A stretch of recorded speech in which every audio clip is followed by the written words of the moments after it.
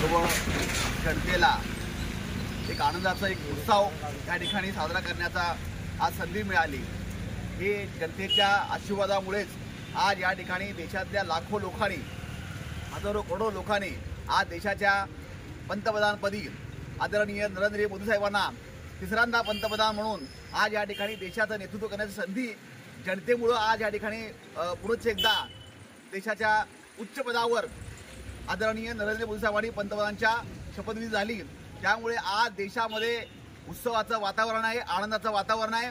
इथून पुढेही 5 वर्ष नरेंद्र मोदी साहेबांनी ज्या पद्धतीने 10 वर्ष काम केलं त्याच पद्धतीने ह्या 5 वर्षामध्ये गोरगरिबांसाठी, जनतेच्या युवकांसाठी देशाचे पंतप्रधान काम करतील अशी आम्ही सर्वजण आशा बाळगतो। आणि या ठिकाणी गोंधळी समाजाच्या वतीने आज या ठिकाणी आनंद उत्सव साजरा करण्यात आलेला आहे।